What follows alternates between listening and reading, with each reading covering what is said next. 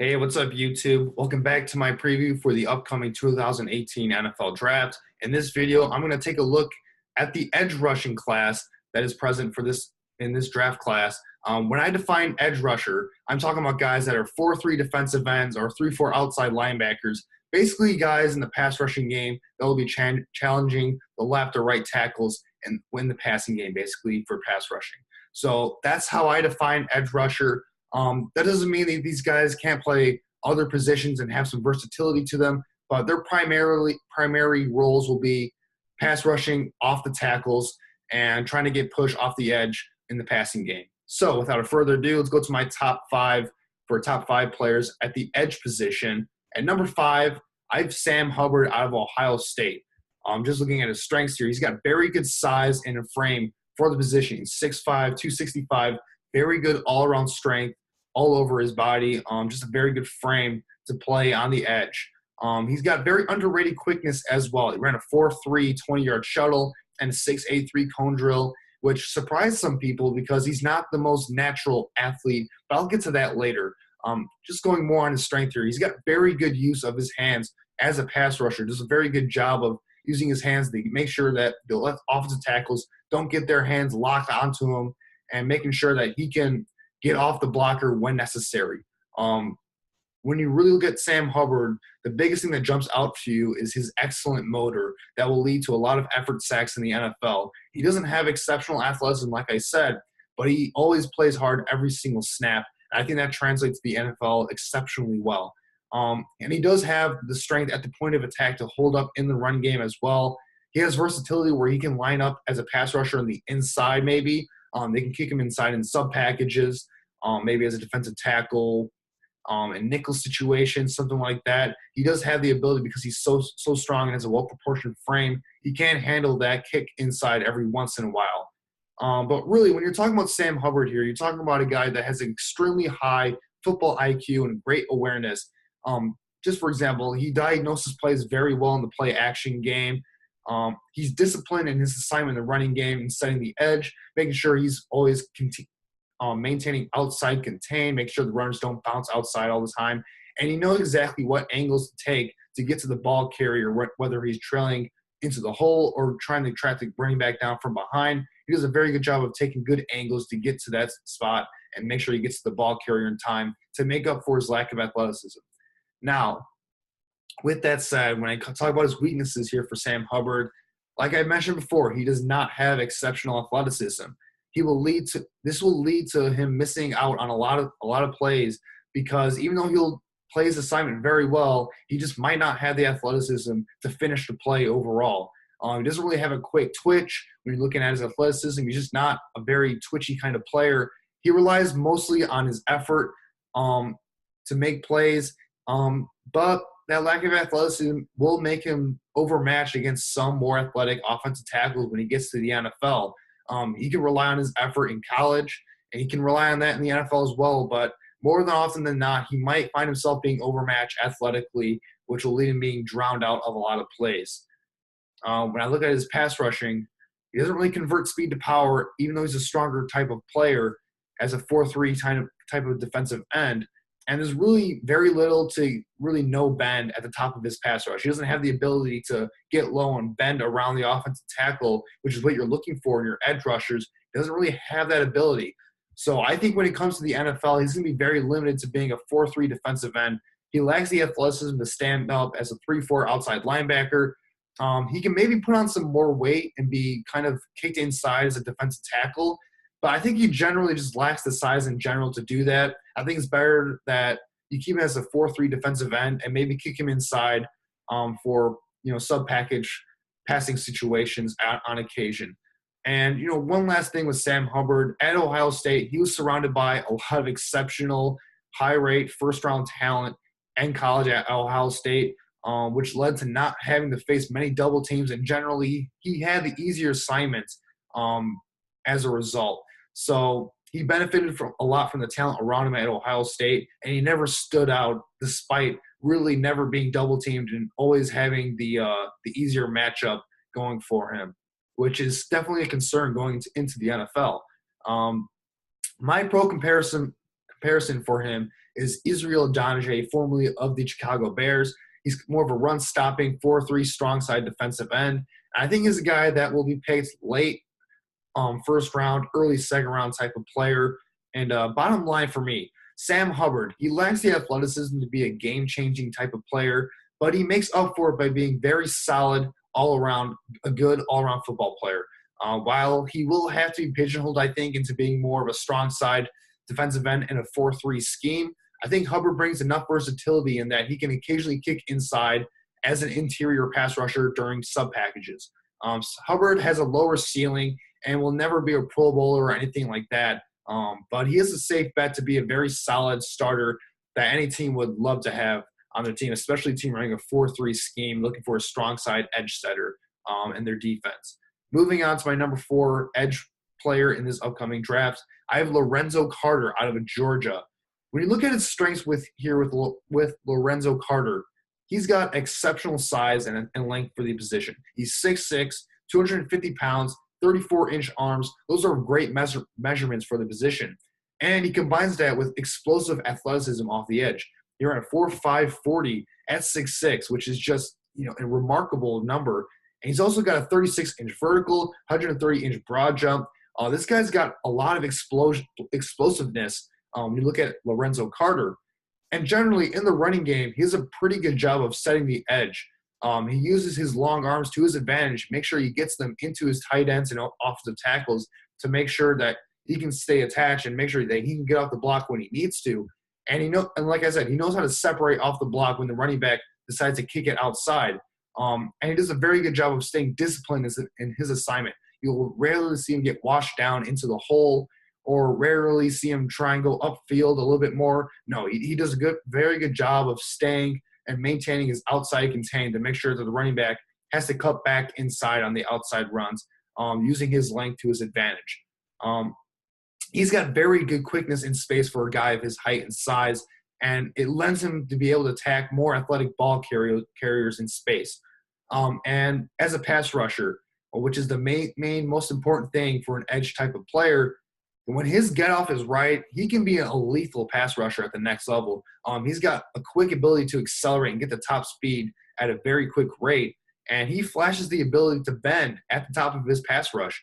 He just needs to do it with more consistency. If he can work on being more consistent with his flexibility and his bend, man, he can be a very talented and very disruptive pass rusher off the edge. Another thing I really like about him, kind of similar to many Georgia outside linebackers in the past, he was using a variety of roles at Georgia in that defense. He can play off-ball linebacker in certain packages in the NFL. He can cover in space a little bit. He can play a 4-3 outside linebacker in some cases. He's just a guy that can be very versatile in what you can ask him to do. But with his type of measurements and speed and athleticism off the edge, I think it's better off to use him purely as an edge rusher for now. Let him focus on developing in that, because he can be a deadly pass rusher when he gets everything going for him. Now, with that said, when I talk about weaknesses in this game, he needs to add a lot of strength to his frame if he's going to be of any factor at the next level, because even though he does a pretty good job of using his length to get into guys, he'll just be overmatched with the strength of the other player, and they'll just leave him to get blocked out of the hole a lot in the running game and really be stifled in his pass rush once an offensive tackle can get their hands on him. He's going to have to add some more strength in order to anchor and be able to make a push in the passing pocket at the next level. And just in general, he's a very raw prospect, and you can see that in his pass rushing repertoire. He's very inconsistent in his get-off. When he does have a very good get-off, man, he can get to the quarterback in a heartbeat, but he's just very inconsistent with making sure they can get off the snap. He's going to have to do a better job of developing that at the NFL level. He's also going to have to develop better hand usage. He doesn't really use his hands very well to make sure the offensive tackle can't get into him and get into his chest plate. He often lacks a rushing plan, and he doesn't really have any other counter moves when his first initial move doesn't work. With that said, he's just too reliant on his straight line speed to try and get past the offensive tackle off the edge. And with that speed, there isn't a lot of power. He doesn't convert that speed to power. A lot of that has to do with the fact that he doesn't have a lot of strength on his frame.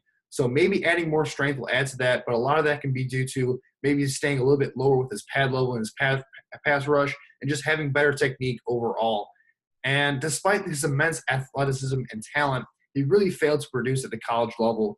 Only had 15 career sacks, and he was a major contributor really throughout the course of his career. He's a 5-star recruit coming out of high school, so there were a lot of high expectations for Lorenzo Carter, and he just never really capitalized on that. Maybe it's really the case where he kind of gets by on athleticism alone in college and really blossoms in the NFL. But I think I could definitely see that being the case. But as of now, the production just wasn't there in college. As far as a pro comparison, he's very similar to his old teammate at Georgia, Leonard Floyd, who currently plays for the Chicago Bears. Both are kind of longer, athletic, quick twitch athletes at the outside linebacker position who are using a variety of different roles at the linebacker spot at Georgia. And while Carter was a little bit stronger, I think, coming out of college, Leonard Floyd was had a little bit more of a quick twitch in terms of being an athlete, and was a little bit more refined as a pass rusher coming out. So Lorenzo Carter, he's more of a raw version of a Leonard Floyd, who was already a pretty raw prospect coming out of his draft a few years ago. But for Lorenzo Carter, I think he's a guy that will be picked late first round, early second round in this upcoming draft. Just bottom line, Lorenzo Carter, he's an extremely raw 3-4 outside linebacker prospect, but his rare combination of size, length, and athleticism will be a little bit too enticing, I think, for teams to really pass up on at the top of the draft. I believe he has a chance to be overdrafted by a team that's really desperate for an outside edge rusher due to the fact that he has those traits and teams are desperate for an outside pass rush in today's pass-heavy NFL. However, if Carter goes to the right situation and is allowed to develop, he has the potential to be a double-digit sack player, a Pro Bowl level talent, but it's going to take a few years, I think, for him to be able to reach that potential. Moving on to my number 3 edge player in this upcoming draft, I have Harold Landry, outside linebacker, defensive end out of Boston College. Looking at the strengths of Harold Landry here, he has the best ability in this entire class to bend at the top of his pass rush. It is almost freakishly ridiculous at times, the way he's able to just bend. It's a beauty to watch. To be able to get low and kind of bend around the edge of the offensive tackle, it's very rare. You don't really see anything like this in general. Guys like Von Miller, if you can imagine his ability to bend off the edge. Harold Landry has that same type of freakish ability to do that. He's flexible like Gumby in a way, where he can just contort his body in a way that I just never thought was humanly possible. And when he is right, he has an explosive get-off off the snap, and he can get to the top of his speed in his pass rush with very little wasted movement. Again, when he's got his ears pinned back and he's ready to go after the quarterback, he can be very hard to stop in his speed rush. He's got explosive athletic traits. He ran a 4.6 440, 36-inch vertical jump, 4.19 20-yard shuttle. I mean, those are great numbers for an edge rusher who uses his speed to get to the quarterback at the next level. He has a very good jump. He's a very good knack for causing strip sacks when he gets to the quarterback. He's not really content with just sacking the quarterback. He wants to get the ball and punch it out. He does a very good job of doing that. And with his athleticism, he does a very good job of moving well in space, tracking down ball carriers from behind in the running game.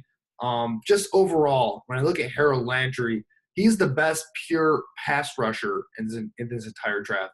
Just purely as a pass rusher, there's nobody better than Harold Landry when it comes to the speed and getting to the quarterback in a time that just completely disrupts the entire play. Now, with that said, Harold Landry, for me, is a tough prospect to grade because he's got a lot of weaknesses in his game. He's got very average size and length for the position. He's 6'3", 252 pounds, only 32-inch arms. He doesn't really have great length to get into offensive tackles, and really once offensive tackles get their hands on him, it's basically over by then because he doesn't really have the necessary upper body strength to fight and use his hands to get off those guys. And really when it comes down to it, Harold Landry, he's a one-trick pony in every sense of the word. He doesn't utilize his hands very well in his pass rush. He doesn't really have any counter moves. Basically, he's a guy that he's going to rely on his speed only, and once that speed move fails, he just really doesn't have the ability to counter and doesn't really have another move to kind of go to when that speed rush fails. And with that speed, it doesn't really convert the power at all. Like I said, he lacks upper body strength. He lacks the ability to kind of get low and get into guys and kind of push offensive tackles to push the pocket into the quarterback. I didn't really see that consistently on him. I saw it a few times. There are a few plays, for example, to look at on tape, but it doesn't happen very often. And I feel like at the NFL level, he will not have the ability to convert speed to power consistently. But what really takes me off about Harold Landry, he's got such great ability as a pass rusher, but his effort in the running game, it's lackadaisical at best, I think. He doesn't show the ability to set the edge.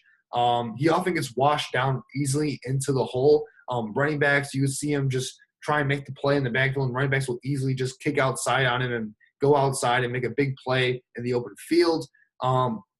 Really doesn't show any effort in terms of trying to get to the run. I mean, when the play doesn't go to his side of the field, he's very quick to give up on the play and just kind of, pack it in, wait for the next one, wait for the next opportunity to get to the quarterback. That's really all he cares about. He just wants to get to the quarterback and use it in the one way, which is using his speed rush.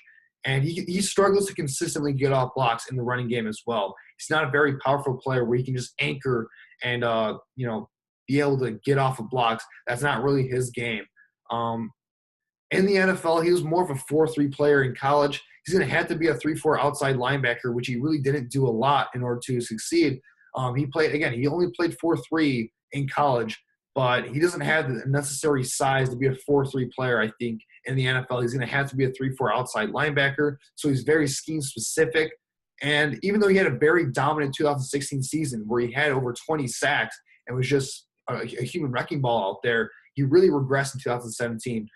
Some of that might be due to the fact that he was battling injuries throughout the season, but really it just came down to me. I didn't see any effort whatsoever out of him, especially in the running game. It looked like he was just trying to get after the quarterback to boost his sack numbers. So the effort really was left a lot to be desired for me, for Harold Landry, which is one of the things that just it just gets to me because he's got a lot of talent as a pure edge rusher. So for my pro comparison, I compare him very similarly to a Shane Ray, who's now in the Denver Broncos, played at Missouri, if you remember. Both guys that are more of speed rushers, more of one-trick ponies coming out of college. And he's a guy, because of his skill set, he's a guy that can either go in the top 10, anywhere from the top 10 to the middle of the first round, because pass rushing is such a valuable asset in today's NFL.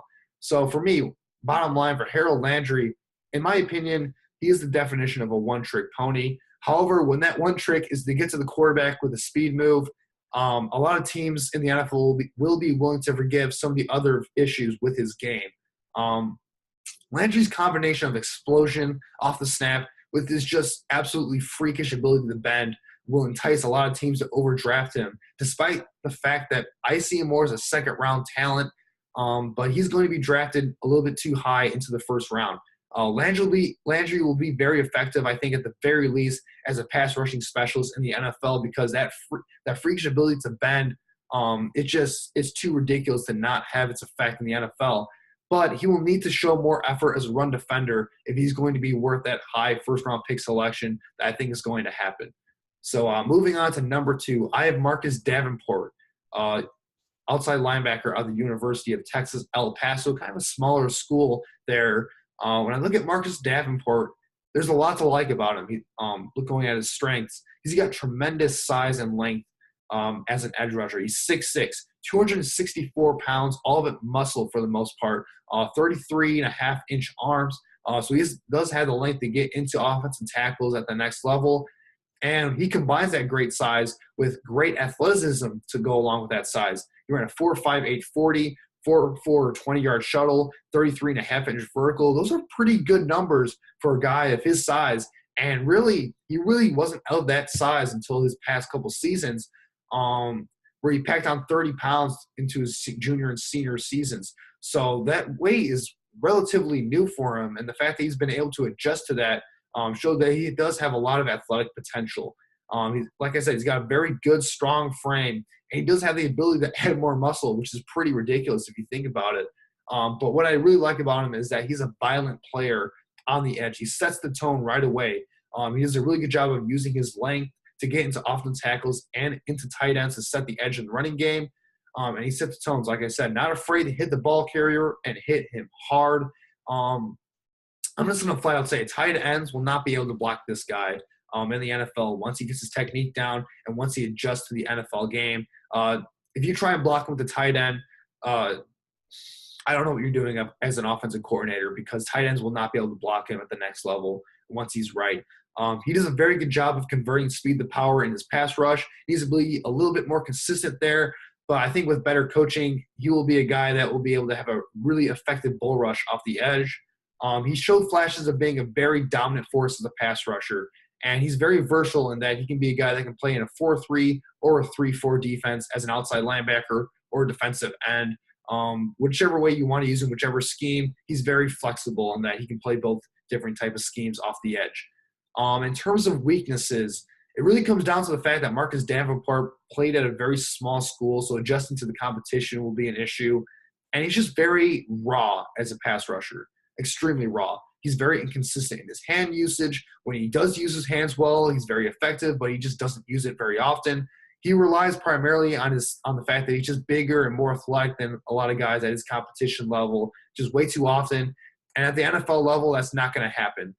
He's very inconsistent, though, in his ability to bend as well at the top of his rush. And really, I didn't really see it as much as I wanted to. But, I mean, that's a lot to be asked for a guy of his size. But he did show some ability to bend, just not consistently enough. Kind of continuing on a path that he's a raw player. His instincts are a bit below average for a player. He's still kind of new to the game, I think. He plays with a bit of a high pad level, which a lot of offensive tackles will get under him in that situation and put him off balance at the NFL level.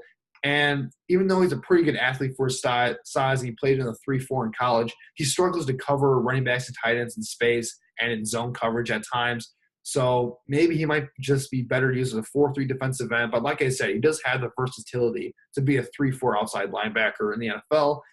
My pro comparison for him is Terrell Suggs of the Baltimore Ravens, two guys that are just violent, outside, athletic edge rushers with good size. I think that's his ceiling at this point. I'm not saying he's going to get there. I'm not saying he's going to be that type of player, but that's his ceiling, is a Terrell Suggs type of player.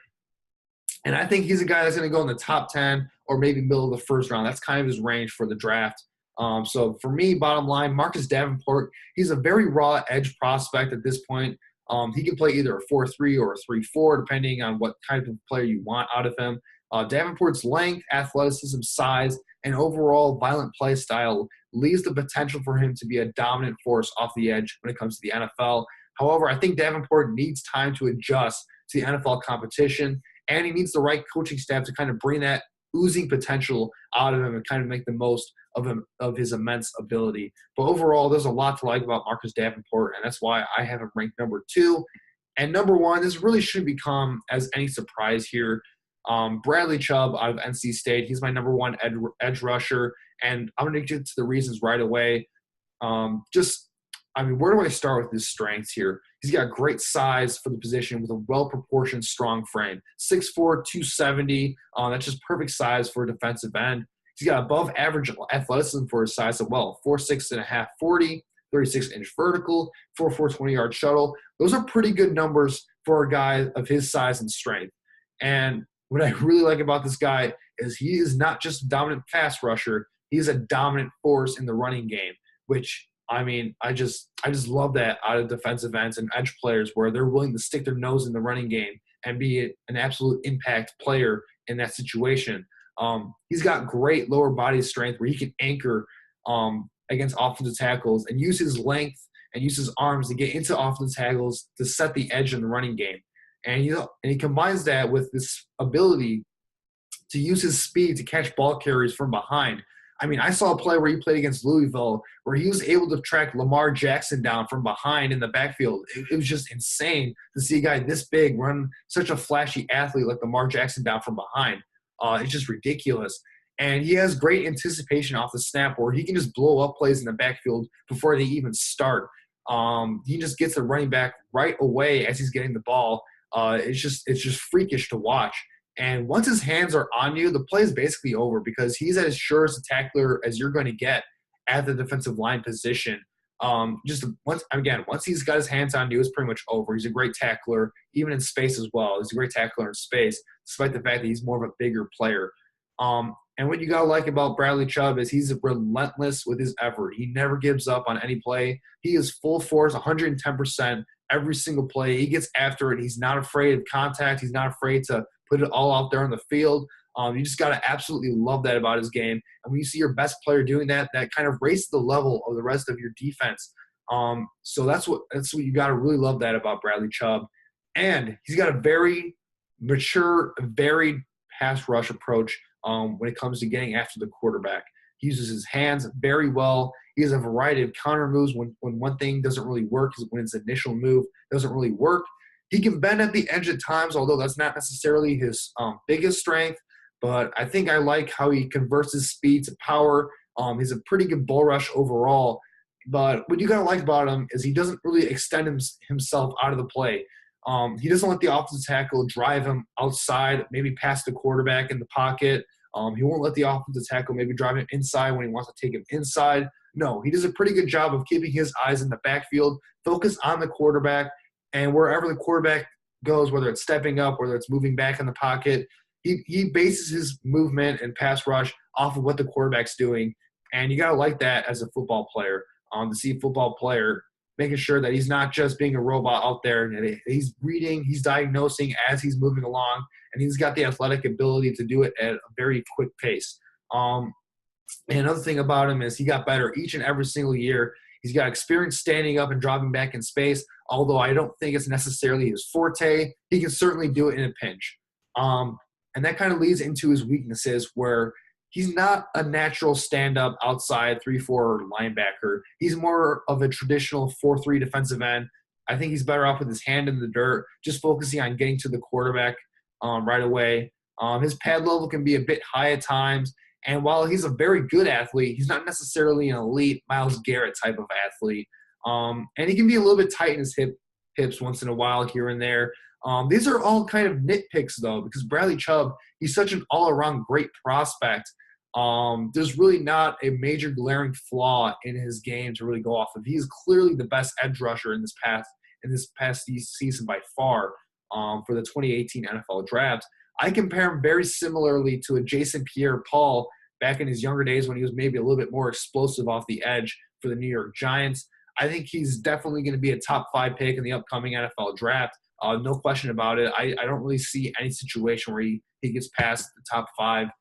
Maybe number 6 to the Colts. Maybe if Denver's looking for a quarterback. Otherwise, I mean, it's really tough for me to see him going past Denver or Cleveland at number 4, or even the Giants at number 2 to replace Jason Pierre-Paul, who I just mentioned him as a kind of comparison for. Bottom line, for Bradley Chubb, he's a straight-up stud. There's no other simpler way to put it. He's not only the best edge player in this draft, but he's also the best defensive player in the entire draft as well. I got him number 2 overall on my board.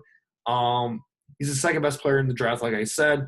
I think he's a better fit in a 4-3 scheme overall, but I think no matter what the scheme is, no matter where you play him, he has all the traits that you look for to be an elite game-wrecking talent on the defensive side of the ball, an absolute elite playmaker. So, yeah, those are my thoughts on the top 5 defensive edge prospects in the upcoming 2018 NFL Draft.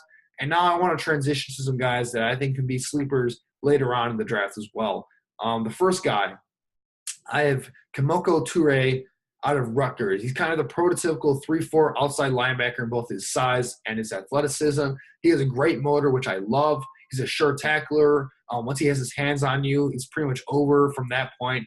And those are all really good things because he's very raw as a pass rusher at this point, and his development is kind of new to the game.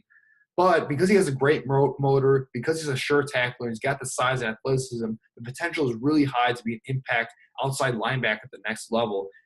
He's a guy that I think will be available in the 3rd round. I'm surprised that not a lot of people are talking about him. He's got a lot of talent from what I saw on tape. I think he's going to be a pretty darn good player once he gets to the right situation. Another sleeper for me is Duke Goforth. I'm not sure if I pronounced that name right, but he's from Wake Forest. He was a defensive end primarily for Wake Forest. Not necessarily the greatest athlete in the world off the edge, but I think he's a pretty good all-around player. He does a very good job of using his hands very well, very good hand fighter as a pass rusher. And he's very versatile in that he can be standing up as a 3-4 outside linebacker. He can be a natural 4-3 defensive end. You can kick him inside in sub-packages to be an interior pass rusher if you want in your nickel packages.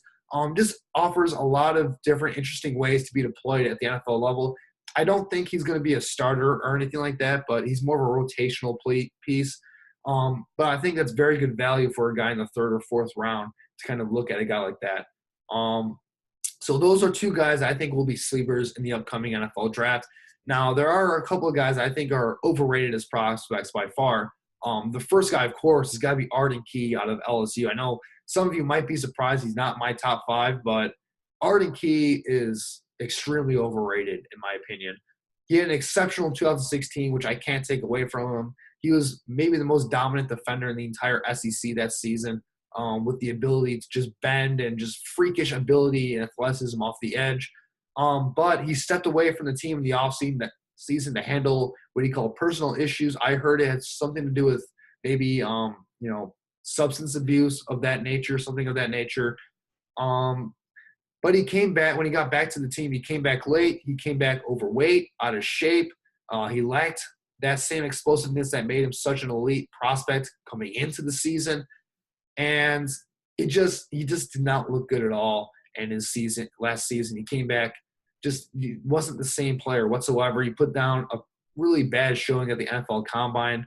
So I think some team will take a risk on him in the second round probably, because he does have a lot of natural ability, but I just don't see him having that same explosiveness that he had in 2016 anymore.